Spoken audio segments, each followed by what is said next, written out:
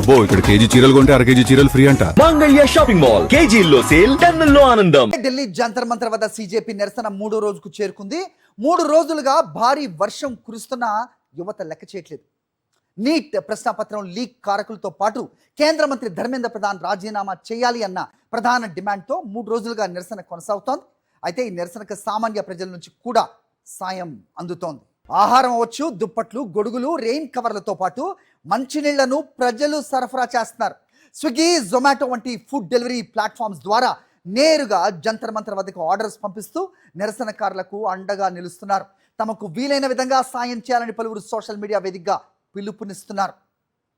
నిరసనకారులకు ఆహారం అందించేందుకు కొందరు స్వయంగా ఏర్పాట్లు చేస్తుంటే మరికొందరు స్విగ్గీ, జొమాటో వంటి యాప్స్ ద్వారా జంతర్ మంతర్ ప్రాంతానికి ఫుడ్ ఆర్డర్స్ చేస్తున్నారు. డెలివరీ పార్ట్నర్స్ తీసుకొచ్చే ఆహారాన్ని నిరసనకారులకు అందిస్తూ వారికి మద్దతుగా నిలుస్తున్నారు. ఎలాంటి పేరు గుర్తింపు లేకుండా కేవలం జంతర్ మంతర్ అడ్రస్తోనే ప్రజలు నిరసనకారులకు ఆహారం పంపుతున్నారు. ఎవరు పంపారో తెలియకపోయినా ఆహారం అందరికీ అందేలా ఏర్పాటు చేసి అవసరమైన వారు తీసుకుని తినేలా చేస్తున్నారు.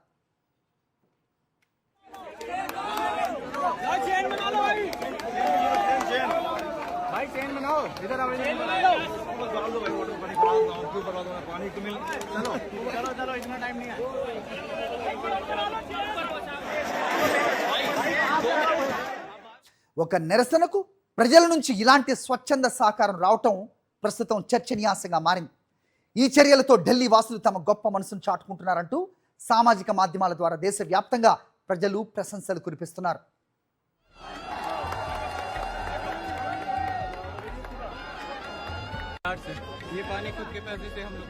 రైట్, టోటల్గా ఈ అంశాలపై మరింత సమాచారం మా ప్రతినిధి వెంకటేష్ ఢిల్లీ నుంచి అందిస్తారు.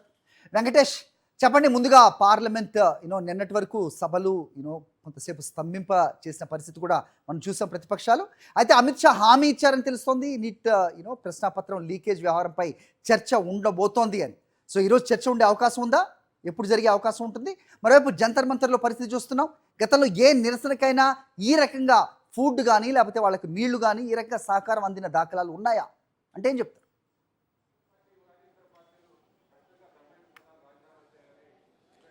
పార్లమెంటు వర్షాకాల సమావేశాల 3వ రోజు ఇది. సో ఈ రోజు కూడా పార్లమెంటు జరిగేటువంటి అవకాశాలు కనపడడం లేదు. సో నీట్ పేపర్ లీక్ అంశం పైన అధికార విపక్షాల మధ్య మాటల యుద్ధం కొనసాగుతోంది. నిన్న ఏకంగా ప్రధానమంత్రి నివాసం వద్ద రాహుల్ గాంధీ బైఠాయించి నిరసన తెలిపారు. ఆ తర్వాత ఆయన అక్కడి నుంచి అరెస్ట్ చేసి తరలించినటువంటి పరిస్థితి మనం చూసాం. సో మొత్తానికి నీట్ పేపర్ లీక్ అంశం పైన రెండు పక్షాల మధ్య తీవ్రమైనటువంటి ఒక యుద్ధం కొనసాగుతున్నటువంటి నేపథ్యంలో చర్చకు తాము అంగీకరించామని కేంద్ర ప్రభుత్వం చెప్తున్నప్పటికీ చర్చకు సంబంధించినటువంటి ఒక ఫార్మల్ నోటీస్ ఇప్పటివరకు కాంగ్రెస్ పార్టీ ఇవ్వలేదు. సో ఆ నేపథ్యంలో ఈరోజు చర్చ జరిగేటువంటి అవకాశం కనిపించట్లేదు.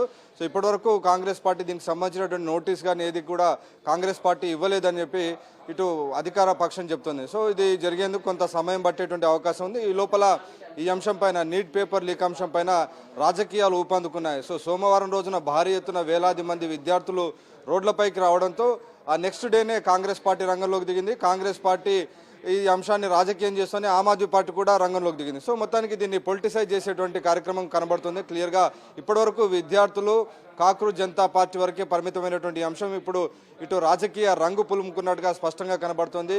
కాంగ్రెస్ పార్టీని ప్రధానమంత్రి నివాసం వద్ద ధర్నా చేసేందుకు బీజేపీ దానికి అనుమతి ఇచ్చింది. బీజేపీ ప్రభుత్వం అలో చేసింది కాబట్టి ఏకంగా ప్రధానమంత్రి నివాసం గేటు వద్ద వరకు రాహుల్ గాంధీ వెళ్ళి అక్కడ 3-4 గంటల పాటు బైఠాయించారు.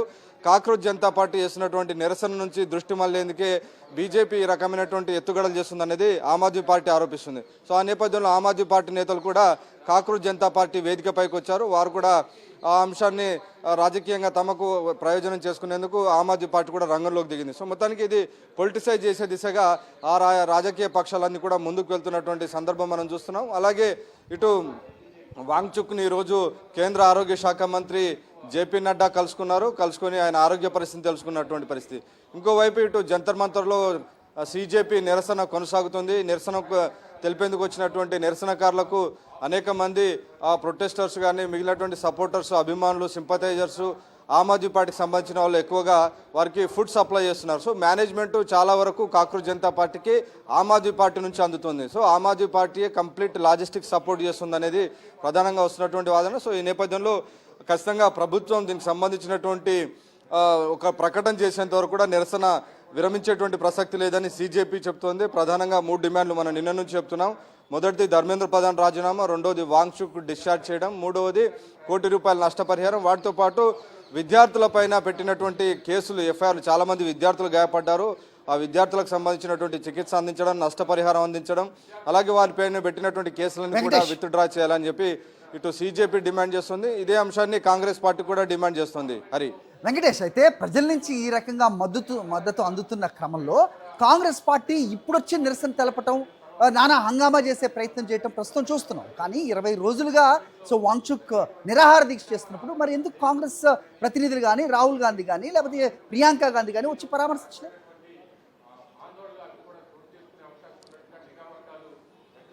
అంటే కాంగ్రెస్ పార్టీ ఉద్దేశపూర్వకంగానే కాక్రోచ్ జనతా పార్టీ చేస్తున్నటువంటి దీక్షకు మద్దతు తెలపలేదు. సో దీని వెనుక ఆమ్ ఆద్మీ పార్టీ ఉందని కాంగ్రెస్ పార్టీ ఆరోపణ చేస్తుంది. దీనికి కంప్లీట్ లాజిస్టికల్ సపోర్ట్ కానీ అభిజిత్ దీప్కే కూడా గతంలో ఆమ్ ఆద్మీ పార్టీలో పనిచేసినటువంటి వ్యక్తి.